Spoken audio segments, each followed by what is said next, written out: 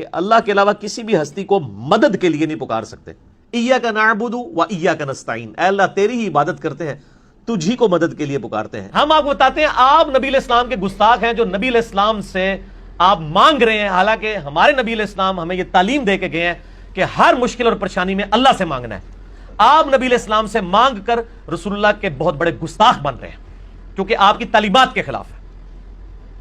قرآن پاک میں جن مقامات پر یہ بیان ہوا کہ ایاک نعبد و ایاک نستعین، کہ ہم تجھ ہی سے مدد مانگتے ہیں، تیری ہی عبادت کرتے ہیں اور تجھ ہی سے مدد مانگتے ہیں، تو اس کا مطلب یہی ہے کہ حقیقی مددگار یہ اللہ تبارک و تعالیٰ کی ذات ہے. اب دوسری طرف آئیے، قرآن پاک میں اللہ تبارک و تعالیٰ نے سورہ نازعات کے اندر یہ ارشاد فرمایا فالمدبرات امرا، ان جانوں کی قسم کہ جو کائنات کے کام بناتی ہیں. کائنات کے کام، بارش برسانا، رزق دینا، تقسیم ہونا، یہ سارے کائنات کے کام ہیں.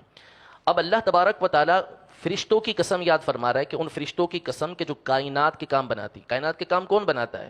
لوگوں تک بارش کون پہنچاتا ہے؟ لوگوں کی مدد کون کرتا ہے؟ لوگوں کے پاس رزق کون پہنچاتا ہے؟ کون دیتا ہے؟ یہ سب اللہ تبارک و تعالیٰ دیتا ہے. لیکن یہاں پر اللہ تبارک و تعالیٰ فرشتوں کو کائنات کے کام بنانے والا فرما رہا ہے.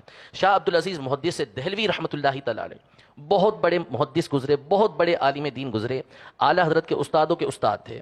اعلیٰ حضرت ان کو علم کا پہاڑ فرمایا کرتے تھے، اتنے بڑے عالم دین تھے.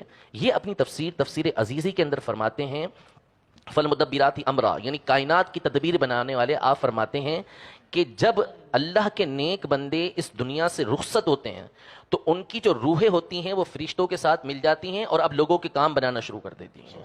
اب دیکھیے یہ قرآن میں فرشتوں کے لیے اللہ تبارک و تعالیٰ نے یہ فرمایا کہ وہ لوگوں کی تدبیر کرنے والے ہیں، ان کے کام بنانے والے ہیں. تو دونوں کا مطلب جو ہے وہ بالکل واضح ہو جائے گا. ایک حدیث پاک میں جیسا کہ یہ سوال کیا گیا کہ بھائی جب اللہ تبارک و تعالیٰ مدد کرتا ہے تو تم کیوں دوسروں سے مانگتے ہو؟ ایک حدیث پاک کے اندر یہ ہے کہ نبی کریم صلی اللہ علیہ وسلم نے یہ ارشاد فرمایا کہ جب تم کسی ایسی جگہ پر ہو کہ جہاں تمہارا کوئی مونس و غمخوار نہیں ہے، کوئی مدد کرنے والا نہیں ہے، تو وہاں پر تم یہ صدا لگاؤ یا عباد اللہ اعینونی، یا عباد اللہ اعینونی، یا عباد اللہ اعینونی. اے اللہ کے بندو میری مدد کرو، اے اللہ کے بندو میری مدد کرو، اے اللہ کے بندو میری مدد کرو. یہ کون حکم دے رہا ہے؟ یہ نبی کریم صلی اللہ تعالیٰ علیہ وسلم حکم ارشاد فرما رہے ہیں کہ اللہ کے بندوں سے مدد کرو. ملا علی قاری رحمۃ اللہ تعالیٰ علیہ اس حدیث کی شرح کرتے ہوئے ارشاد فرماتے ہیں کہ اللہ تبارک و تعالیٰ کے کچھ نیک بندے وہاں پر موجود ہوتے ہیں، رجال الغیب وہاں پر موجود ہوتے ہیں جو بندے کے کام بنا دیتے ہیں. جتنے بھی افراد مدد کرنے والے ہیں یہ اللہ تبارک و تعالیٰ کی مدد سے مدد کرنے والے ہیں. جہاں تک رہا یہ اللہ تبارک و تعالیٰ مدد کرتا ہے تو اس کے بندوں سے کیوں مدد مانگی جائے. ایک حدیث پاک بخاری شریف کی ہے، کتاب الزکوٰۃ کے اندر نبی کریم صلی اللہ تعالیٰ علیہ وآلہ وسلم نے اپنے صحابہ سے یہ ارشاد فرمایا کہ جب کوئی سائل سوال کرنے کے لیے آئے نا تو تم اس کی سفارش کیا کرو. سوال کر رہا ہے وہ نبی کریم صلی اللہ علیہ وسلم سے، لیکن نبی کریم صلی اللہ علیہ وسلم صحابہ کو فرما رہے ہیں تم اس کی سفارش کیا کرو. وجہ یہ ہے کہ تمہیں اس کا اجر دیا جائے گا، حالانکہ اللہ نے جو اپنے نبی کی زبان پہ فیصلہ فرمانا ہے وہ فرما دیا ہے. اب صحابہ کو ترغیب یہ دی جا رہی ہے کہ آپ کو کوئی سائل سوال کرنے کے لیے آتا ہے تو تم اس کی سفارش کرو تاکہ تمہیں اس کا ثواب حاصل ہو. حالانکہ وہ براہ راست نبی کریم صلی اللہ علیہ وسلم سے مانگ سکتا تھا. یہ صحابہ کو ترغیب دی. قرآن پاک میں اللہ تبارک و تعالیٰ نے یہ ارشاد فرمایا کہ یا ایھا الذین آمنوا اتقوا اللہ وابتغوا الیہ الوسیلہ، اے اللہ کے بندو، اے مومنو، اللہ سے ڈرو اور اللہ کی بارگاہ میں وسیلہ تلاش کرو. کیا ضرورت ہے ہمیں اللہ کی بارگاہ میں وسیلہ تلاش کرنے کی؟ کیوں تلاش کریں؟ اللہ تک تو ڈائریکٹ پہنچا جا سکتا تھا نا. لیکن اللہ تبارک و تعالیٰ چونکہ اپنے بندوں کو پسند فرماتا ہے، نیک بندوں کو، کہ ان کا مقام اور مرتبہ اللہ کی بارگاہ میں بلند ہو اور ان کی وجاہت جو ہوتی ہے، ان کی شخصیت اللہ تبارک و تعالیٰ کی بارگاہ کے اندر بہت بڑی ہوتی ہے، تو اس لیے اللہ تبارک و تعالیٰ نے یہ ارشاد فرمایا کہ وسیلہ تلاش کر کے اللہ کی بارگاہ کے اندر پہنچو. تو یہ جو اولیاء اللہ سے مدد مانگی جاتی ہے، یہ انبیاء سے مدد مانگی جاتی ہے، یہ نبی کریم صلی اللہ تعالیٰ علیہ وسلم کی تعلیمات میں سے ہے. خود نبی کریم صلی اللہ علیہ وسلم نے اس کا حکم ارشاد فرمایا، اور اس کی وجہ یہ ہے کہ اللہ تبارک و تعالیٰ اس بات سے خوش ہوتا ہے کہ اس کے نیک بندوں کی تعظیم و تکریم کی جائے.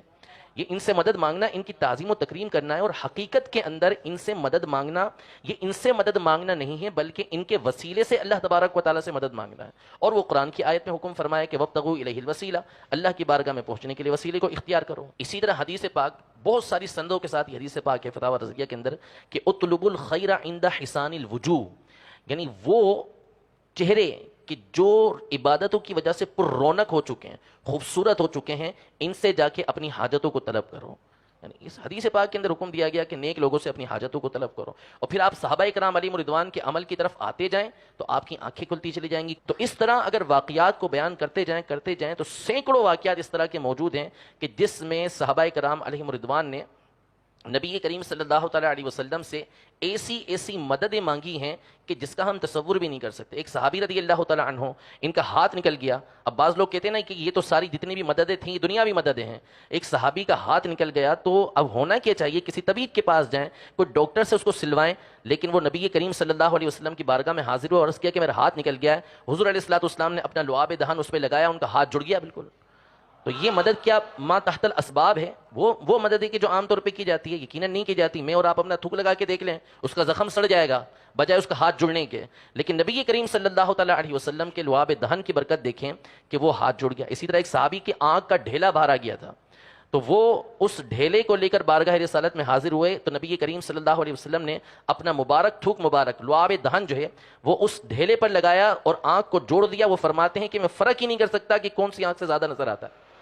تو یہ وہ مددیں ہیں کہ جو صحابہ کرام علیہم رضوان زندگی میں بھی حضور علیہ الصلوۃ والسلام کی ظاہری زندگی کے اندر بھی مانگتے رہے اور وصال ظاہری کے اندر بھی مانگتے رہے ہیں۔ تو اللہ رب العزت جل وعلا ہم سب کے عقیدے کی جو ہے وہ حفاظت فرمائے۔ تو قرآن کی تمام آیات کو دیکھ کر ہی عقیدہ بنتا ہے، اور یہ عقیدہ بزرگ اپنی کتابوں کے اندر عرصہ دراز پہلے بیان کر کے جا چکے ہیں۔